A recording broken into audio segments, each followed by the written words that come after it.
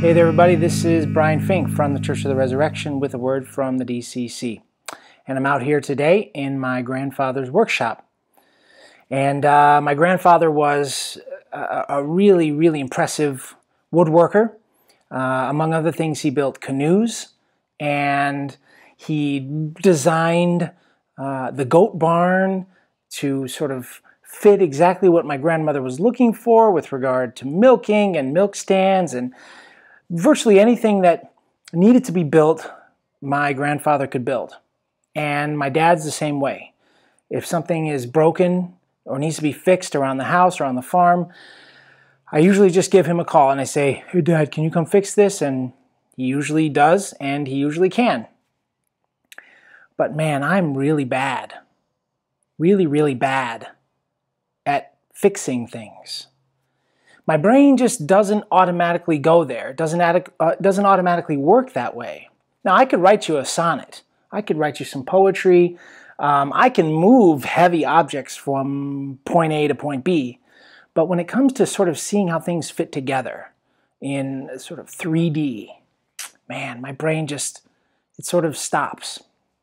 And yet, here I am out in the wood shop, and this is not just decoration. I'm actually building my wife some bookshelves for the kids' playroom, and I wanted to talk about doing hard things today for any number of reasons.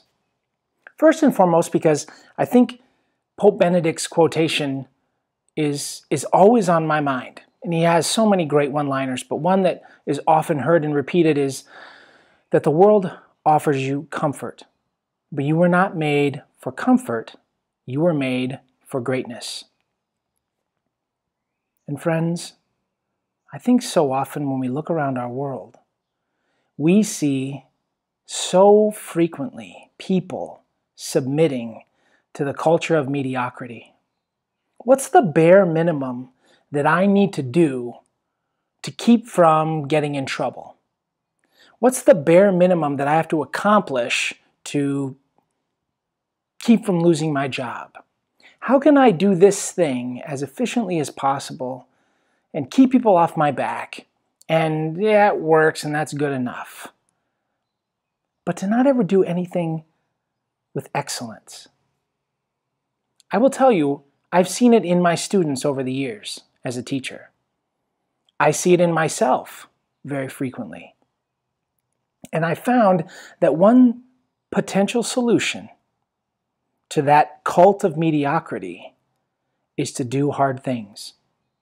And I don't necessarily mean manual labor, although that is definitely at the top of my own list to keep out of laziness and lethargy. Manual labor is great. Chop some wood, split some wood, move heavy objects, okay. But more than that, doing things that we're bad at so that we can get better. It's so important. So important to avoid the mediocrity. So I'm out here in the shop, and my brain doesn't work very well in mechanical ways and in spatial ways, but here I am. And I could have, just said, all right, honey, just buy them from IKEA or from wherever you found them, and they would have been great, and they would have fit exactly what she wanted. But I'm literally, and this is hilarious, I am literally trying to fit 3 rectangular pieces of wood together. And you would think, not that complicated. But as I look at it, I'm trying to look at the plans and figure out what exactly am I trying to accomplish here, my brain just sort of shuts down. And so many times in our lives, we try to avoid that altogether. We try to avoid that moment where our brain starts to hurt. And we say, I'm not going to worry about this. Friends, here's the deal. The world is not easy. The faith is not easy. Holiness doesn't come easily. It's not a gift that's easily given. It's a gift that's freely given, but not easily so. And maybe more importantly, not easily received. We are living in a world that's going to be filled with trials, no matter what. And I'm so sick and tired of people just trying to live the easy life. I'm going to avoid as much suffering as possible. Well, good luck with that. Maybe you've got all the things you need in your life materially, but you're probably going to get sick. Someone in your life is going to suffer, and you're going to have to figure out how to deal with it. Maybe it's a spouse, maybe it's a child, maybe it's a relative, maybe something terrible is going to happen to you at work, and you're going to lose your job, and you're going to think, what am I going to do? And if you've never, ever voluntarily taken on some hard work, just to do the hard work, you're going to be confronted by that difficult task, and you're going to crumble. You won't know how to persevere unless you've practiced persevering. It's like any other virtue. It doesn't happen by magic. It doesn't come to you automatically just because you want it. And maybe that's an obvious statement, but it's not so obvious when we look at the world around us. Trying to do hard things before the hard things come makes us better equipped to doing the hard things that we don't expect, to persevering through the suffering and the difficulty.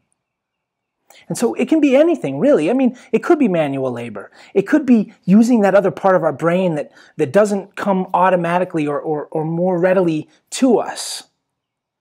It could be taking up a new hobby. It could be picking up a musical instrument. It could be writing letters and crafting poetry. It could be anything. You just have to decide, what am I really bad at? And would improving this thing make me a better human being? Pick that and run with it.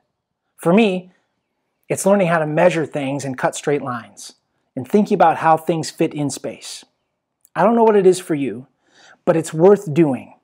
It's worth doing well. And if something's worth doing, it's worth doing well. Or, as Chesterton would say, if something's worth doing, it's worth doing badly. If it's worth doing, it's worth doing. It's worth trying. It's worth giving that effort. It's worth stepping up.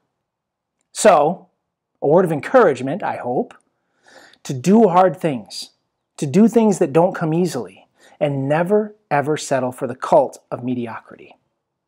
So that's all I got for now. This is Brian Fink, A Word with the DCC. We'll talk to you soon.